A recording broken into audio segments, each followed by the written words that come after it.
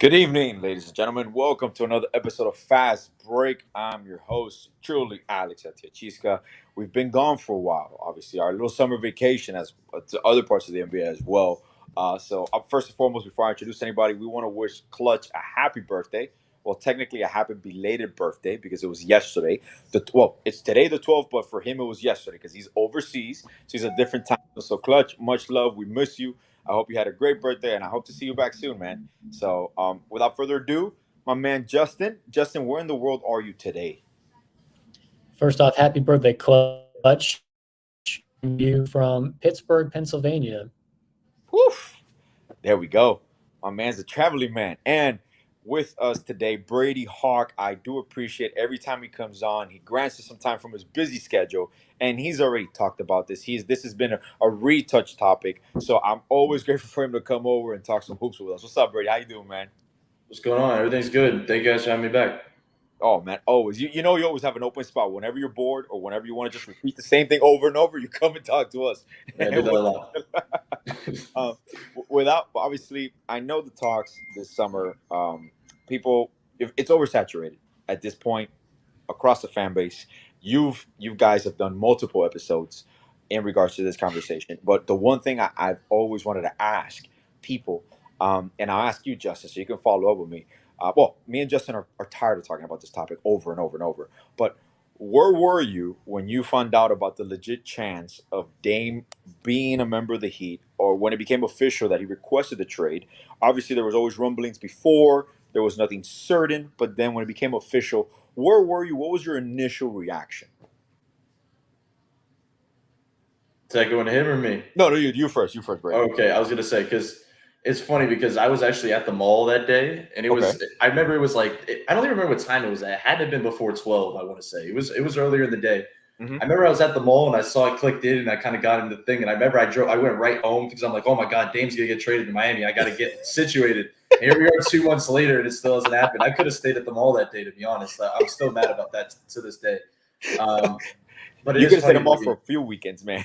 I could have went. I'm still gonna probably go just because of the fact of how long it's been. But yeah, I think it was a bit of a surprise just because we talked about it so much, and it originally came up when the Heat were in the finals, and I Hmm. did not feel like talking about it when the Heat were in the finals. We had actual basketball to be talked about because I'm like, we're gonna have 3 months to talk about this, and here we are. We've hammered it every which way we possibly can. But at the time of the finals, I was like, we got to talk about basketball. Then Yeah. it felt like immediately after. Uh, that thing hits, and then it was immediately about Dame trade getting kind of requesting a trade, and then Shams kind of followed it up with being the Heat, and I think that's when everything kind of got sparked. And here we are, 2 months later, still talking about Dame every single day of our lives. So we'll see what happens. And we we And we Clutch is probably probably tired of tweeting about it every day too. oh, and it's crazy, Justin, because look, man, we haven't done a show really like almost in 3 weeks, Justin, right? You and me, like we haven't done anything basketball related Mhm. because it goes dormant. Obviously, we don't want to talk about the same thing over. We've dissected already in private conversations. We've dissected it behind because sometimes we do these episodes, but it's really funny. Some of the best conversations always happen off air, kind of like the off record things that we say or do. And Justin, I know at this point I remember when this happened, when we talked about it. I was in DR. I was in a family wedding, and Bobby messaged me right away. I was in and out of service, and at the first moment, obviously there was rumors, and I told my friend, I'm like, look, bro, this is all cool and all that, but the way this is gonna work, Dame has to come out and say it.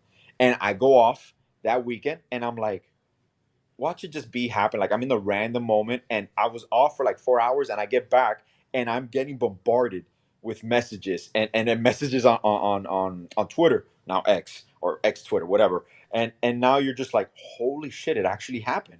Because for years there's been rumblings that Dame might not be happy in certain situations. He signs his extension, they promise him something, and then you're like, Dame's not gonna ask out. Dame's not gonna ask out. And now like, whoa, he actually asked out. And Justin, I know we've talked about this. We said the possibility that this could go into training camp, which obviously Portland might not want that situation because it's going to be a shit show everywhere. Like, what do you think now, Justin? We're already here. We're basically 3 weeks away from training camp, or 2 weeks and 2 weeks and a half, or whatever. Less than a month into the season. Do you think this happens before training camp, Justin, or do you think that somehow, some way, this rolls over into training camp? Well, what I will say is this: we're in the dead point of the summertime when there's nothing going on in the NBA. You don't see any headlines whatsoever, other than Team USA getting eliminated, which Which, is oh, still basketball news, which is not NBA news technically. mhm. And now you're seeing, oh, LeBron is going to go recruit Steph and all them for the next Olympics in Paris. It's about all you're hearing about basketball as it pertains to NBA stars right now. Mhm. So he also has the benefit that he's in Portland. He's not in a New York or LA where this is really making headlines every single day. But as training camp does approach, you're going to hear just a little more buzz about it. And then when he doesn't get traded right before training camp and it starts, it's going to intensify a little bit more when he's not there training with the team. And then just a little bit more as we're getting into preseason. And then preseason, if he's not traded by then, I don't think he may suit up until he's traded. And Brady, I'm going to ask you this because this was I always tell my friends that this is going to be like a 3-step process. Basically, this is like a grieving process for Cronin. I still cannot come up with a situation where logically Cronin is acting in the best interest for himself or for the franchise. Maybe he's elongating the process to kind of give this glimpse, like this false smoke screen that there's been negotiations or there's other teams that are going to come.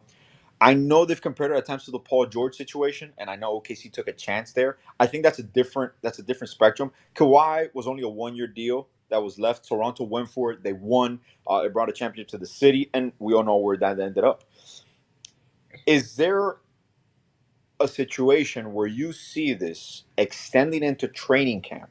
Because it's funny because yesterday on my show, in our show, East 10th Street Boys, Bobby asked me questions like, Alex, I know you're a Heat homer. I'm like, but he's like, I want to ask you a question. If you're Cronin, what do you do? And I gave the scenario where obviously I'm going to ask for Jovic, Hero, Hakis Jr., but then I'm going to come back down to reality. And I understand I might need to take Lowry's contract. If it gets a little bit tangled up, if you involve Robinson and then Nurkic, obviously they're going to probably ask for Caleb. So there's a bunch of scenarios here. No matter what the scenario, and we can break it down, whatever you think is the realistic option, because there is no leverage. I think everybody can see that. So it's like the worst kept secret in the NBA. There is no leverage whatsoever. So even a three team trade does not look possible to me at this point. And do you see any situation, Brady, that this somehow goes into training camp and even into the season, from any perspective? If you want to answer me from the Portland perspective or Miami, whatever you want. I could definitely see it happening just from Yeah. Portland's perspective specifically, just because, I mean, Joe Cronin is prolonging the inevitable, and he's probably going to push this as long as possible if he's done it for this long. Like, we're talking about a fact that their literal franchise player comes out and asks for a trade, and you're not even talking to the team that he asked for a trade That to. blows my mind. It's I not never that understood that. it's not that they're just not that they don't like their package and this and that. They haven't even thrown a possibility out there. Like, they haven't even asked for this, and this. Like, there's just so much up in the air that they're really prolonging everything, that you could very much so see definitely a scenario where it extends into training camp, because that's the only way that this can push things in either direction, where maybe they could kind of, it's the next benchmark. It's the next checkpoint that they could say, okay, now we can do things a certain direction. There was the Shams report the other day where they said, he basically said he would not report to a training camp if it was other than Portland and Miami. I thought it was interesting that they threw in Portland just because we could kind of throwing in the fact that maybe he wouldn't go to training camp. So maybe Yeah. I believe he would. I don't know if he'd go that far, but I think that would push things. But there's no doubt in my mind that he's going to go and it's going to be very, very awkward. He's going to be asked questions. Everybody's going to be asked questions. It's going to be awkward because you want the focus. If you're Portland and you asked from that perspective before, you want everything to be around your number 2 overall pick and your young core that you could potentially rebuild around. And Right. there's not a fail in that. Like, that is, you have a good base to build around and start with that. So yeah, I feel like it really is just prolonging the inevitable. You were talking about kind of different packages. That's why I think this is so hard to talk about, because Yeah. we don't even know where to start because they haven't asked for anything. And it's like, and it's not like we keep saying Miami's not going to bid against themselves, and it's like they really aren't, because there's no At all. other package out there. And if we did it on Five on the Floor the other day, we went down the line for every single team who could possibly jump in the Yeah. because now we're just getting just to try to find Now something. we got to we're in this rabbit hole. Let's just keep going and let's just throw scenarios out Basically. So we went down every team, and it's like even the teams that could potentially, even though Dame said he wouldn't go there, could potentially get in the mix, does not even have that much of a different leverage play in terms of the trade package. Like you're still the only one that I thought maybe makes sense is like a Philly if they decide finally, okay, we'll throw in Maxey because we're desperate right now. We Exactly. need Embiid to stay. Harden's gone. Like we'll just throw in Maxey. But Maxey's another guard that Portland probably is going to be up in the air about. It's a very similar kind of situation in Miami, except Miami has better young players on the bottom half of the trade package where you could throw in these other guys and they still have similar picks. So it's just a big cycle. It feels like we're just going in circles constantly. So we don't know what's going to happen because this is a guy that's very unpredictable. Yeah. But I will say in terms of because I know we've getting so caught up in the packages and the front office perspective that we lose hope, like kind of the point about Dame himself, because I feel like I've seen a lot of stuff out there and I've been a proponent of kind of what Jovic can be, what Hawkins can be, because they've shown stuff in the summer and there's a lot of recency bias and it's a lot of fun stuff because they have high upside. But we're talking about Damian Lillard here. Yeah. Like we are talking about Damian Lillard, who's a top 75 player of all time that can really help this team compete for a championship. And even though they competed for a championship last year, they need to compete for a championship again this year, and they can do that with Damian Lillard. So it's like they're going to have to make choices down the line if and when Cronin decides to actually speak to this team's front office in Miami. So we'll see what happens when they kind of cross that bridge. We lost Justin for a second, so if he comes back, I'll bring him back on. One of the things, Brady, that it's like I said, obviously, I don't want to confirm any sources or bring any source out. Has there legit been absolutely no conversations between front offices, or has anybody tried really that you know of? Like I said, you don't have to tell me anything, any secret source or anything. I don't want to put anybody out there. I just cannot fathom where two people, everybody is talking about it, yet the two people that could potentially make this deal haven't had any conversation whatsoever, at least through their agents or nothing. Well, I think they've vaguely spoken. Specifically, I think Okay. previously, like Summer League era Okay. type of spoken, but there's not been a lot of specifics, it seems like. That's kind of been the big thing, I feel like, is the fact that we're getting weeks before trading camp. Yeah. This should be the time when you're saying, okay, what about this potentially? What about this guy? How do you feel about this? Like you go back and forth to just get like temperature checks. There's no temperature checks. They're just sitting on it and just kind of hoping. I don't know. Are they going to hope that this just disappears all of a sudden? That one day they're going to wake up and it's like, okay, Dame's in Portland Trailblazers. He's going to stay. He doesn't want to be at Miami anymore. So I don't know. It does not make a lot of sense. And that's why it's not fun talking about every single day for the last 2 months. This has been the first time. This feels like one of those summer projects that like you're going to like your senior season or something, and they give you this summer project, and you're like, oh yeah, I'm gonna get to it. And then the week before school starts, you're like, oh shit, I didn't do my project. It's like, and now you just start making up shit and putting up things. Justin, but Brady just embraced basically what we've talked about, and it's funny because at the time we kind of gave two time frames. We said this could get either done very quickly or this could drag out. The moment you saw that after the first week or two, nothing happened and and then the memo comes out. And then obviously that magnifies. I'm like, whoa, why did the NBA send a full on memo? And I'm like, okay, we'll wait a day or two, a week passed, no traction. I'm like, okay, that didn't do shit. Like, what was that trying to deter? Or who were they trying to help? Justin, from your perspective, because this is another interesting part. Obviously, you're in LA, man, right now. And I saw the Lakers sign Christian Wood. Christian Wood was one of the last ones to hold out all the way until the very end. When he signed there, I started feeling two things. I'm like, okay, Kevin Love is for sure. Well, Kevin Love for sure is part of the core of this team some way, somehow. His minutes might be a little bit up depending on the situation, depending on the roster construction. He might even start. He might be a mentor role. There's a lot of things that could happen there, which basically is kind of like your new UD. Now, Christian Wood waits it out. Then I started thinking, I'm like, okay, Christian Wood signs with LA. There has to be some sort of communication. Either we for sure are going to keep Jovic, or Nurkic is part of the deal coming back, or obviously they're comfortable with what we have in Thomas Bryant, Orlando Robinson, even down the line. Bam, you got Kevin Love there. Does this include Martin Highsmith? He's probably going to play a little bit more. So those are things that play into your mindset. How did you feel about Christian Wood signing with the Lakers and the fact that still probably the main target that we have, which is still insane to me, is Kelly Oubre. He hasn't signed anywhere, and he's just waiting it out. So, what did that tell you, Justin, when Wood signs with LA? They get a guy more pretty easily on the cheap. That's all it really told me. He's out there. The Lakers have an open roster spot and a little bit of cap room. Guy who's had some trouble finding his role in a team throughout his career, but still has some talent. But they did also sign Jackson Hayes. And funny, I actually met Jackson Hayes at a gas station recently with my brother out in LA. And so having that front court along with Anthony Davis there, I'll be interested to see what kind of rotation they have at the 5. And man, they for sure. Now, I don't think Davis is going to play more of the 4. That's a given fact. But they have the way the Lakers have restructured their roster within a year of obviously to the trade deadline and now in free agency. Like you can see now where it's meshing a little bit more. Like for some reason, I don't know what happened to Rob Pelinka if he had an epiphany or he always wanted to do this, but like come mid part, like he's like, oh, okay, this is the roster that will play with LeBron. So it was a nice sight to see for the future. One thing I want to say, Brady, this is something that we talked about before, and obviously we can go into certain parts of little packages here and there. You've already done every single one of them. One of the things that has been a positive change for a fact, Tyler Hero. Um, I still don't know. I have no idea as the GM of the Blazers. I don't know if he's playing if this is a smokescreen where he's kind of not showing interest on Hero because he got Simmons, Sharp, and Scoot. But as talented as Tyler Hero is, and has as driven as he is, because this is a situation where other players are involved in trade rumors and they're gonna get offended. They're gonna, their game is they're gonna suffer a little bit. But Tyler Hero has been involved in trade rumors since his rookie year.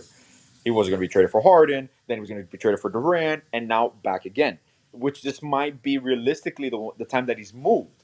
I do want to say that for sure, for sure, for sure. I do believe at least one of these 3 are gone, either Hero, Hakis, or Jovic. I know if we keep one, maybe 2 stay.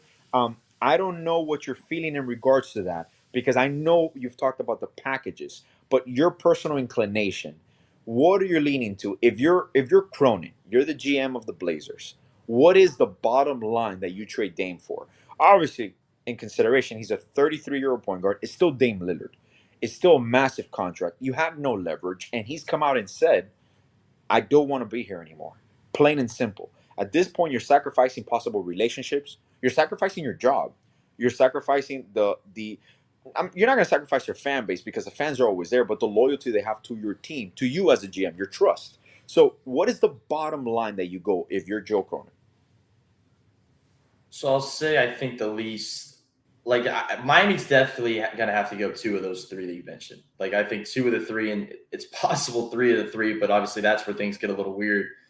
You mentioned the Tyler thing. I think that's one of the weird factors, just because you asked me from Cronin's perspective, more than anything about anything you asked was like, if I'm Cronin, I want Tyler here. Like you want all the talent in the world. You're a rebuilding team. That's who I want. I want And him. you're not And a I free want agency destination. You're not a free agency destination. No, and you could move him down the line, like if you really wanted to, or you could move Anthony down the line. You could move any of them down the line. You could kind of figure it out from there. But when you're trying to trade a player like that, and you're asking for them to potentially trade Tyler to a 3rd team for an extra first, I don't really know. That's why I think there is a legitimate case to be made, and that's why we talked about it, and it's been talked about, of Tyler potentially being out of the deal. I know it's tough to see just because it's how are you going to not give up your 3 best players in a trade for Damian Lillard? That sounds absolutely insane. But the team you're trading with does not want your best player. So you have a chance to keep him if you can find a way to flip, let's say, Caleb Martin for an extra first instead. And then now you're talking about Jovic and Hawkes and absolutely everything. So I think that's kind of one of the options we've talked about. But I guess when you're asking about lease from Cronin's perspective, I mean, I don't think people want to hear it because I think everybody's loving what they're seeing from Jovic, and I've loved what I've seen from him as well. Yeah. But if I'm Cronin and I'm seeing the World Cup, I want the 20-year-old Nikola Jovic that has a lot of upside to his game, that can kind of mature and do things definitely down the line, because there's definitely a lot of things that he could polish up and he could be a really good player in this league. So as much as everybody's trying to like hide him and keep him off the table and everything, it's really tough to see that. If Damian Lillard is in Miami, I do not see Nikola Jovic on this roster.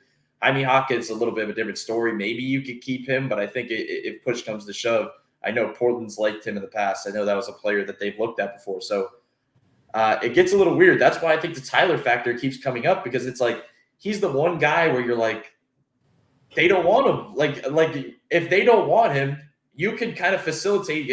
If the two teams were talking right now, you could try to facilitate a way where you're like, okay, we could put this guy here, we could keep Tyler here, we could do different things.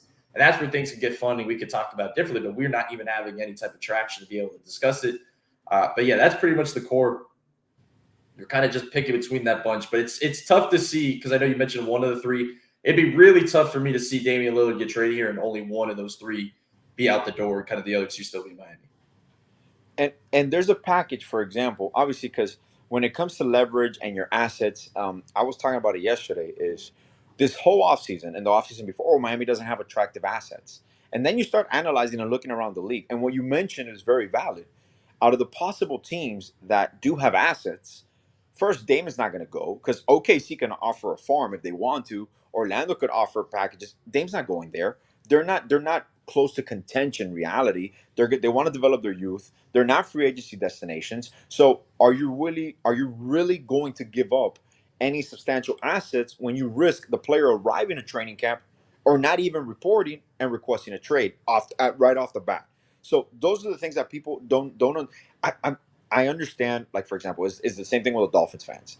Some fans are very passionate and they don't like to sit down and decipher like what actual leverage is, what an asset is worth, and things of those sorts. And Paradise Torres, you have to give up talent to acquire talent. It's just a situation that you're in. And if, Justin, I'm going to throw this one to you. If I would have thrown you this situation where 2 years ago, I would have told you we are about to acquire Damian Lillard for a fraction of the cost. It's still going to cost us, but it's not going to cost you what you thought it was going to cost us. Because if I told you 2 years ago, Damian Lillard, you're for sure telling me, you got to trade Bam. There's no way you're not going to. There has to be a Bam asset. It has to be, you're going to trade everything that you have, your whole farm. We basically got an assist from a player, top 75, saying, I only want to go here. We understand that you sign a contract, you can go anywhere. I understand that part. But there's like that unwritten rule in professional sports when a player of certain magnitude can dictate really where they want to go. So I'll throw this to you, Justin. Do you see any scenario in the world where Damian Lillard is not traded to the Heat? The only other thing I can think of is he just comes to terms with what he has and goes with his career saying, I want to retire a Blazer, and he stays put. And other than that, he's already saying that he's not going to play. But I don't see him changing his mind and saying, nah, I'd like to go to OKC and wait it out for another 4 or 5 years where I'm wasting my prime in a really stacked West and not going to win a championship. Or I'm going to try and go to Boston. But who wants to go to Boston? Let's be real. Yeah, no. And he already came out and said it. Like Tatum tried to recruit him, and he's not going to go to Boston, man. And Brady, do you see a scenario? What I just asked, Justin, do you see a scenario where Dame is that even a salvageable relationship? Because I know people have compared it. The only time I can remember that a player publicly comes out and demands a trade in reality was when Kobe demanded a trade from the Lakers, and they were able to kind of rebuild that relationship. He got his extension and he stayed. But I don't think, is there a scenario that's happened like this before where a relationship like that is salvageable? I mean, you basically drafted his replacement when you told him that you were going to contend. So even face to face and this whole summer, is there any scenario you see of him ever going back to Portland? I mean, maybe doing that one-day thing and retiring a Blazer. Is there any way they can salvage this situation with him right now? No, absolutely not. Like I think he could do the thing where, I know nobody wants to hear it, but he won't sit out and he'll play the first 2 months of the season and then gets traded possibly in December. Like, I could see that possibly happening, and he'll respect the fan base and the organization enough to play because he's not like that. Yeah. But even when he's playing, it's still going to be not positive. Like, it's still going to be a situation that's not going to get any better. It is what it is at this stage, especially if Joe Cronin is still in his position. It's not going to be getting any better. We give this example all the time, but it's like your franchise, we keep saying franchise player, but your franchise player comes to you and tells you to do this and you don't do it. Then he comes and asks you to don't trade go trade the pick and give me some help. You select your kind of young player to rebuild with. You keep these steps. Then he goes to you and says, I want to be traded. He goes to you, I want to be traded to the Miami Heat. And nothing has been respected over the last few months. At all. There's nothing to be salvaged here. It is what it is at this stage. And that's why it just feels, I keep saying the word, but it feels inevitable. At Alex, this point, your point with yeah. the other thing, recently, the only thing I could think of was when Kevin Durant requested a trade last summer, and then they salvaged it for half the season until he's like, yeah, get me out of here. Yeah. But even in that case, it was a situation where Kyrie came back still too. So and you knew, we all knew this was the best kept secret. The moment they struggled, that Steve Nash was going to get fired. You knew going into that season that Steve Nash was going to get fired some way somehow. That was the only way they can salvage. Now, when Steve Nash gets fired, and then they started winning, you kind of like, okay, maybe they found common ground with Jack Vaughn, okay, and then you see Kyrie gets traded and Durant requests a trade, and then you're like, whoa, this just came out of nowhere. And even for us, for example, this summer felt like it's a more secure situation, even compared to us last summer when the whole Donovan Mitchell conversation came up, Kevin Durant conversation came up. And I'm just sitting here and I'm seeing the roster. I'm happier with our roster now than it was even last year. I think we're way more balanced. Jovic, well, like Brady, you said in the World Cup, you see the potential, you see the development. You added Jaime, which is basically what I call him, like the Mexican version of Jimmy Butler.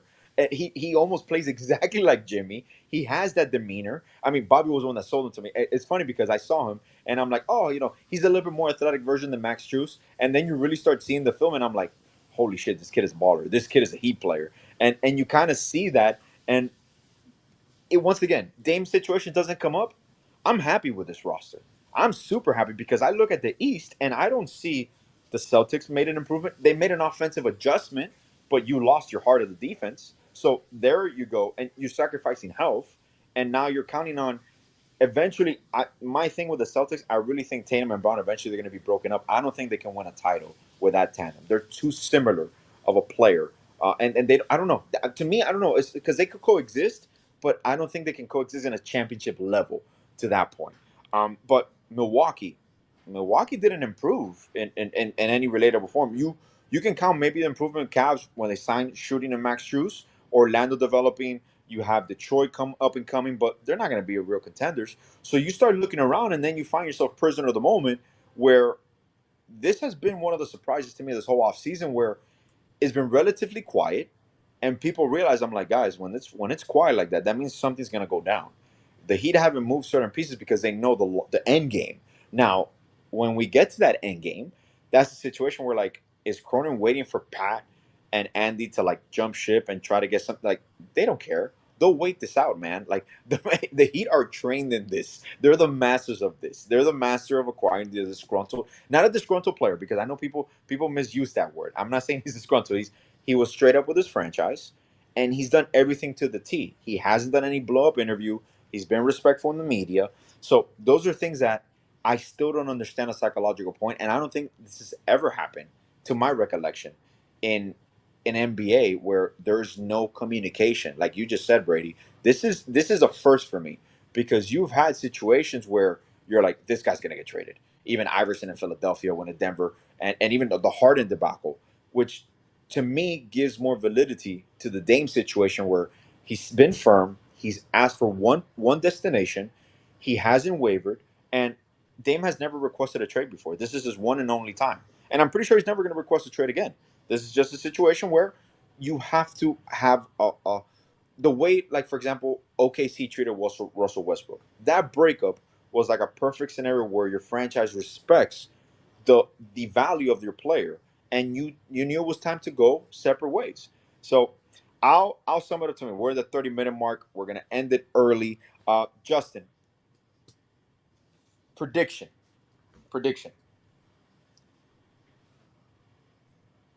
We acquired Dame, right? No matter what the package is. Is this in season? Before the season? Because what you're risking is, for example, in season the chemistry. Dame's not traded, right? You're in season. you're in the top seed in the East. Now you change the dynamic of your roster. I mean, it's Dame Lillard. You're gonna work through it. But are you one of those people that believe that being traded in season can cause a negative reaction to your team chemistry, no matter who the player is? Or are you okay with that? Justin, I lost you or no? You hear me? I think we lost him again. All right, while we wait for him, Brady, I'll throw this to you because even for example, I just hope Miami doesn't get hung up on an extra pick. I think it's clear, man, and Pat and Andy have been notorious for that. They'll give up an extra nickel. The Heat are going to get them at their price. This is what I preached from the beginning of the offseason, and a lot of people were talking about, oh, the Heat might get desperate. And I'm like, guys, the Heat are not going to get desperate, bro. Like, we're in the driver's seat here, so it could take a little bit longer. But I don't believe we're going to give up any extra thing that we. Sorry, my daughter was talking to me there. Brady, do you feel, because I know you guys have to be up to this point, like you said, you just go to sleep and you have to dream about like Dame scenarios where you're like, when the actual trade happens, it's gonna be like a sigh of relief, I think, in my opinion, because I'm like, oh, it actually happened. And I've never in my life seen something that is a foregone conclusion for it to happen and it hasn't materialized yet. So those are the things that I keep thinking of. And Justin, I'm gonna go. Can you hear me, Justin, or no? We lost him again. He just came back and he's just gone again. He's flexed there. So, bro, okay, Brady, I'll go to you. Oh, nothing. Justin, can you hear us?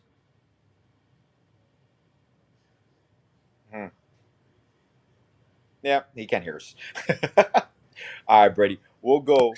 Um, do you think, for example, are you one of those believers that if this happens in season, do you think it affects the chemistry some way somehow, or is Dame Lillard? You figure it out. You play with Bam, you play with Jimmy. You're a professional. You're the ultimate professional superstars. So is this just a breeze? There's a few bumps, but are you cool with that? I mean, if there's any team in this league to be able to deal with the fact of dealing with that mess of the effects of a player kind of being on their mind, it's the Miami Heat. Like they can figure that out. I think every player on this roster, other than Jimmy and Bam, have that in the back of their minds this entire summer because even the guys that are locked in, even they're a little thinking about it right now. Like they're like, I don't know what's gonna happen, and it's like, okay, am I gonna be here in a few months? Like it's in the back of their minds now. So I don't know if that really changes just if it gets brought up again. I think it is what it is at this stage.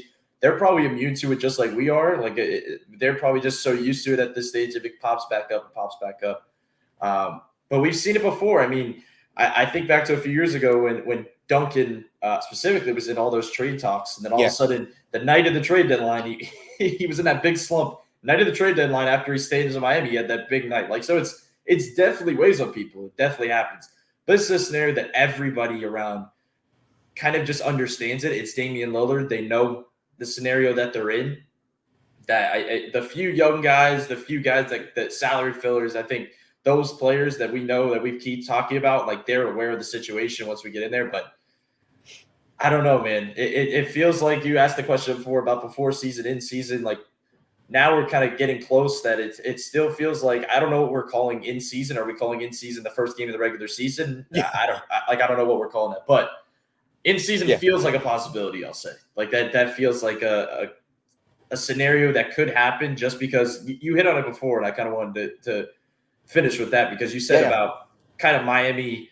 I can't remember exactly what you said, but the roster being what it is, like the roster is what it is, and they feel good about their team. That's 100% a case to be made of what Miami is basically signaling to Portland. They're saying to them, you're the ones that are in a mess. You're the ones that are in a rush. Our team's good over here. We like our squad. If it happens to be that we're pushing forward in this season, hey, we feel pretty good about our team. And Tyler Hero is working really hard in this offseason. We got our young guys playing in Pro-Ams and World Cups and everything else, and they look good, flashing their skills. We like our role players. We like our depth. We like everything about this team, and we feel like we could push to the other point in this Eastern Conference that has not gotten a lot better.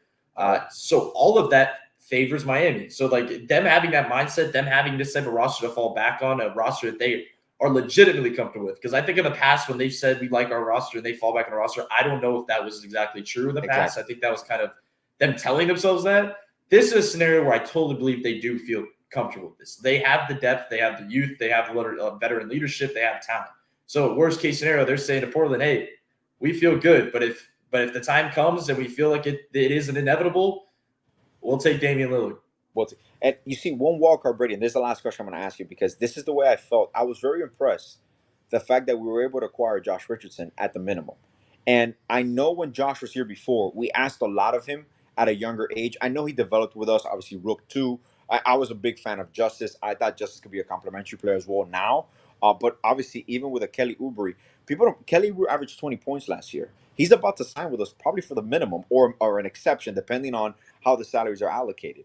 Um, I do feel that the addition of Josh Richardson does give you that wild card where I know they're going to be reluctant to trade Caleb Martin, but if that is a sticking point, like when people talk about this, if is Jovic a sticking point or Hawk is a no deal, I think Martin could fall maybe. Okay, I'm going to push it here because I don't think they will move him. I don't think Spo wants to move him. I don't think Andy or Pat want to move him. I know he's eligible for an extension. So now you start playing into that. This is where Andy comes in. This is where Andy's like, guys, we got some math. I'll take care of it, but we got this coming up. And I know Anthony even says about straight up trades. I know Caleb could be an addition to that trade. I think you're comfortable even with Josh Richardson because he kind of provides that defensive mentality and a different offensive point of view now because now you're not asking Josh to be one of the main scorers. He doesn't have to put up 20 shots a game. He doesn't have to score 18 points a game. And out of all the players that we've had before come and go since Jimmy was here, Josh Richardson to me was always a player I would have wanted to see how Jimmy played with and how they can coexist. And I think it's going to be beautiful. Whether he might start, depending if Tyler's moved, I still believe if Tyler is not moved, he will start next to Dame. And I think that is a potent lineup. So what is your feel in regards to Richardson and the Martin situation? If it comes to you, are you okay moving Martin if that is what will acquire Dame? Or that's like, I don't want to do that. Well, I'll say in terms talking about Josh Richardson, I'll say even if Dame isn't traded, I think he's starting next to Tyler as well. So that kind of tells you how I feel about him. Like I think I agree with a lot of things you were saying. I think it makes a lot of sense. I think they can utilize him in a totally different way than they did the first time around. You talked about kind of the usage was much different. This is a scenario where it's going to be much more off ball, much more secondary actions, much more spot up shooting, and much more of a reliance on his defense where it's not funneling everything to a shot blocker like Whiteside. It's everything kind of cutting everything off in a way that Josh Richardson absolutely loves, like putting him in that press, putting him in a zone. Spo's gonna have a field day with Josh Richardson back. Like I'll just say that. I think I said it the other day. I keep saying it. I think he's going to surprise people just in terms of the way he'll complement different guys, the way he'll complement Bam in the pick and roll defensively, just the way he can get around screens. But you hit on it too with Jimmy. Like I think they're going to be a really fun combo. To answer your other question, I mean, it's Damian Lillard. I'll say it again. Like, if you have to give up Caleb, you give up Caleb. Like, you're going to say that about most of these guys. It's just Damian Lillard. But if you could keep him, I think I've been one of the proponents, I think, because Caleb, Jovic, and Hawkins have kind of been thrown into that bowl where you're picking between the few and kind of just picking at them. I've been more of a proponent, I think, of Caleb than a lot of people just because I think if you're getting Dame and you're trying to win right now, Caleb Martin is a win-now player for this team. I think he complements Damian Lillard really well defensively and can do a lot of that stuff.